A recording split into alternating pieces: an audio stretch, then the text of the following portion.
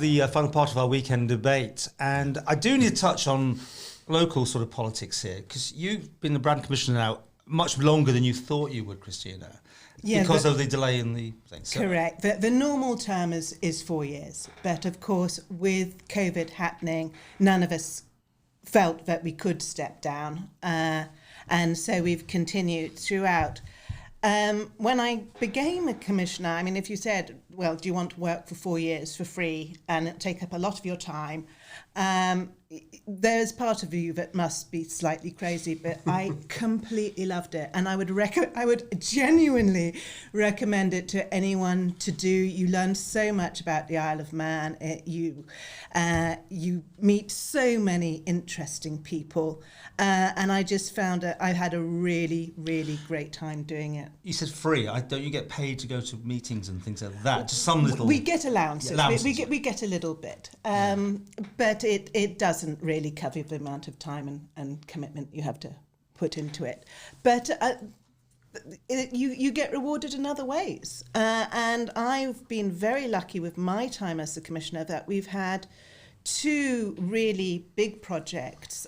One which is new social housing, these lovely flats that we've built in Snugborough, which should have been finished by now, but hopefully will be finished in August. And then also building the sports and community centre. And my grandfather was an architect. I'm not trained as an architect, but I've been brought up with that area. It was just lovely to use my skills and be able to see something from the point that it is simply a drawing on a piece of paper to actually seeing it being created. Which is lovely, but it all costs money, therefore it goes in the rates. Costs money. And people don't like that. No. Well, they want the buildings, they don't want to pay the rates. Where does the money come from? It's always a big question. And Braddon is very proactive in investing into things, improving their parks, improving the amenities that are available in Braddon, and that costs money. And especially with COVID, I think all the parishes someone will correct me if I get this wrong, but I think all the parishes, the rates went up this year. Do you work with Douglas well?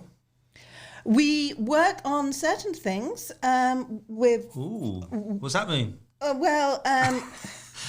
We refuge, and I'm very big on recycling. I always have been. Braddon does doorstep recycling, which is great, and we also have our special bins that you can divide things up even before they need to be recycled. So I'm very proactive. I would like to see more people recycling. When you talk about costs and rates, one of the ways of making things cheaper, recycle it, and then you'll be paying less and having things put in the bins. Okay, so if you want to do let's go down that avenue. Recycling in a hotel must be a nightmare. Can you even do it? I mean, all those bottles when you got normal people in, and Well, remember, as a hotel, you are charged twice.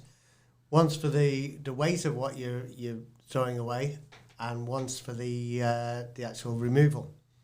So the government take the money for removing it, and if you're with the corporation charge you for the bins, moving the bins, or there's also a private company that. So the recycling, don't you make money? I thought that was some idea. You get something back for what you give, or is that too naive of me to think that? I think that was for when you were a little boy and used to take your bottle back to the shop. Yes, I would love to see that too. 10 pence back every time you put a bottle, and it trains you to recycle from an early age. Let's have it again. Yeah. Well, I was in Australia in 1989 for a year, and I worked in this little mining town, and the competition between the kids to get the aluminium and the glass from the pubs was huge, because like you say, they could get money. It wasn't a lot, I don't think, but if they cornered the market on the aluminium or the glass, and then could get paid for it. I personally, I would say that would be the way forward. But for us as a hotel, it's more of a cost saver to make sure that you're throwing away as little as possible. What do you think to the rates, though, in Douglas? I mean, they always climb. We're going to get a BG statue soon. The problem's not their business. The horse trams are not their business. Villa Marina's not their business anymore, but yet they keeps going up. We've got a golf course, of course, which I still think is quite bizarre for a corporation or their council now. In this day and age, to have go over to you. What do you think? Are you getting value for money, in other words? We do pay quite a lot, but with the likes of the statues and things like that, I mean, there's very few of our visitors actually are aware of the Bee Gees association with us. Probably a few more would know about Norman Wisdom or George Formby. We already got the statues for them, thanks. So they're well, done and no, dusted. at one stage they were paid for. Yes. The seagull. Oh God, the seagull. Do you remember the seagull thing? It might have been a beautiful thing, but you can watch them. Well, it never happened anyway. That one. No. That one. So I do believe Massive big seagull by the swing bridge is going to be built, and it was it got fairly far on. So I think it was a Border TV covering that in those days. But the Bee Gees have got things in Australia. They probably got them in Manchester, goodness knows. So I think maybe there's a point. But of course, it's a corporation thing or council thing, Douglas Council. And it comes out with our rates, which is one of the. How are you with rates? The only thing I would say, and I'm the last business person to invite the increased cost, but actually I do think the business rates compared to the UK and the Isle of Man are a fraction. They are literally a tiny fraction of the amounts you'd pay in UK. Literally, you're paying almost, in most towns and most areas of Britain, you're paying as much in rates as you do in rent. Okay. So I think if you've got a building that's maybe £100,000 a year rent, you'd pay £100,000 rates. Right. And here it'll be a tenth of that. And I think they do a lovely job on the parks and gardens, and it adds to our overall enjoyment of the town. Okay, but what about an all-on rate? How would Braddon? Well, you're speaking personally, I'm sure here. Not, yes. You know, what do you think? I don't think I can really get into that debate. It's a very heated debate whether we do it or not. Everyone has their opinion on that one. I'm not going to be. There's I'm only 8 not gonna be MHKs from Douglas. It's never going to happen. Ah, it's true, isn't it? Yeah. Yes. I think it's unlikely. I think it really is. Okay. Can we talk about the excitement of the new ship, the steam packet vessel, which is moving along? This is going to be a game changer, isn't it? I think it is. Yeah, I mean, we're particularly interested in it from a TT perspective, but all year round tourism, which we're also trying to sell, mountain bike packages and that sort of thing. So we're very interested in any extra capacity. I have a little bit of experience of the ferry side of it. I think they've done a great job on the spec, by the way. I think can't fault what they're doing with it. It's got 930 seats. Can you do a comparison? Do you know what we've got now and how much it's up? And that sort of thing? Yeah. I mean, the Ben McCree is 630 seats. The Manannan is 850 when it's full, but obviously it tends to run out of vehicle space, I think, at that. But, our daily capacity to move, if they're running flat out at the moment, is just under 3,000 people per day. Which only happens a couple of times a year. Physically, hence why when the last race takes place, it takes about 4 or 5 days for everybody to go home. They want to go back to work. They're all perfect. Everybody in a perfect world will have the last race whatever day. Well, in reality, and the following morning they'll have a few beers, and the following morning go home. But the reality is, they can't. That midweek is the busiest, isn't it? And even by the week of TT, you can see you'll know where people are going because they can't get the TT is 3 weekends as they're coming in the middle and the end. That must be frustrating. There's scope in the middle to improve things. The extra capacity, 1,900 people per day capacity with 2 round trips. That is a significant boost to, firstly, people getting home when they want to go home or coming in when they want to come in. And I would say probably right now, 40, 50 calls a day looking for bookings to TT22. A good half we're not able to deliver the sailings they want. Well, this can only help if there's more capacity. So frustrating. The money's there. Yeah, Michael's. People want it. And we're trying to. Why don't you come and try practice week, whatever? But trying to tell people that they're going to go home on the Wednesday after the races and they're supposed to be back at work or trying to pacify the wife or do something else in their lives is not a great solution. And that's at the moment. If you want to book TT22 with a bike or a car, you're going home on Wednesday.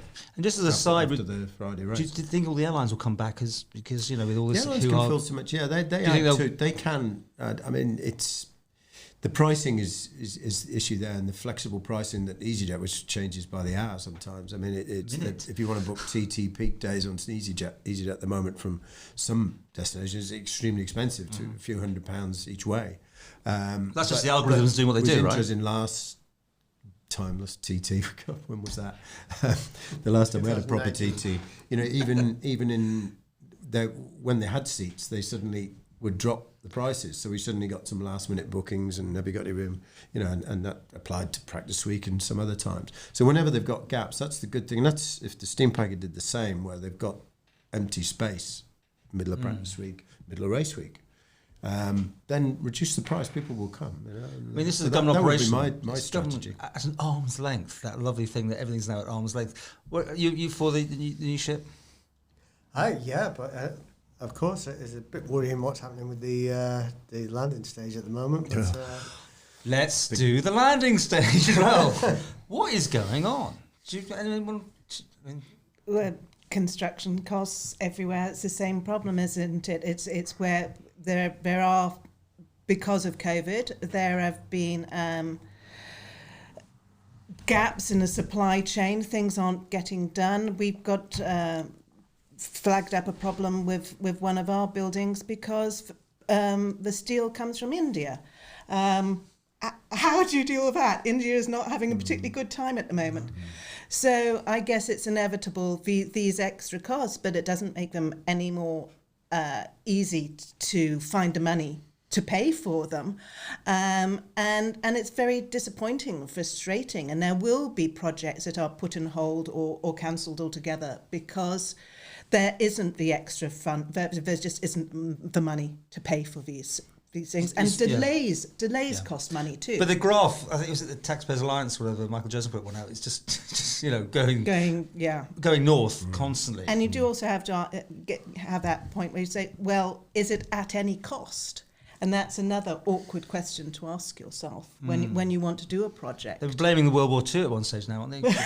for some, I presume that's unfound bombs or something. Exploded bombs, I think. Yeah. I mean, investment in tourism, yeah. You know, you need the boats to get people here. Yes, absolutely. Yeah. But I'd like to say not at any cost, but let's hope they can. I mean, we've never had a port in England with decent facilities, have we? There's never been one. It's the very first introduction to the Isle of Man experience has always been a very poor one. Yeah. And let's hope that when this eventually happens, hopefully without bankrupts in the island, that will now change. Well, I thought Manx Line was a great product in its time. Well, I mean, that shook the industry up, did it not? Houston was a better experience, slightly better. No, but you shook the industry up. Oh, it was so a monopoly base, wasn't it? And then overnight, this little seats and a cafeteria. Oh, how things could have been different, though. You must all the time go, wow, if there hadn't been that big store. 80% of everybody went on board, bought our all-day breakfast. Really? Yeah, rich instead of just sandwiches or something. Yeah, so yeah, it was a whole separate story. Yeah, there is a book, Stan Basnett's book on it, has brought back some memories. But the overall investment in tourism, I'm sure Michael well, you mentioned at the very beginning, it's we have a short season, partly because of weather. I think that the trend of people having winter activities like mountain biking and maybe not playing golf in howling gales, but there are, if you can find sports and activities and heritage is part of that, perhaps. All year round interest, then we get a little bit more attractive. But in terms of our unique sort of USP, unique selling points, we have a beautiful island, which is a lovely place to visit. But there are other alternatives in the British Isles, so we struggle perhaps there. But any events we can create in the winter would help. And I come back to Michael's point just about the need for the business traveller, and I know you're not the only hotel on the prom, which probably has. I don't know. And during you started this by saying it's gone, hasn't it? Taken the whole year, maybe 40% of your business. Who knows what's going to come back after? Are you seeing it already? Less booking. It will be reduced. We can't tell because Zoom has taken. Nobody's allowed here at the moment. Presumably. sales reps, I'm sure that personal touch does make a bit of a difference. But this is your winter bread and butter, isn't it? To get you through having people coming in and staying the nights. That may be affected. It's not good news. It could be, yeah. I certainly expect it to be reduced. Right. And it's already a bit of a fight during the winter especially with that's one of the converse things that, like Peter says, we do need the capacity, but we also need to survive the 12 months of the year. So both what Christina and Peter is saying about lengthening that season, having extra events, that would be vital, I believe. Who'd want to be a hotelier at the moment? I did promise a prom, and I haven't got much time in the sense, but I mean, you're not on the prom, but you're near enough to the prom. I mean, anyone want to just pitch their tuppence worth in on what's going on? Well, let's just hope we finish it soon. Peter? Well, but I think it's highly regrettable it has taken quite so long and been bogged down with sort of horse-tram issues and all the rest of it, adding to cost and time.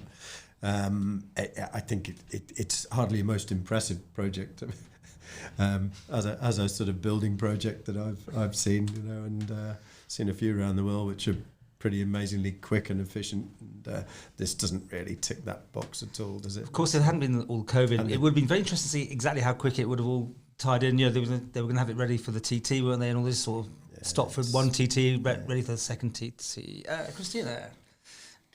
The prom. Careful.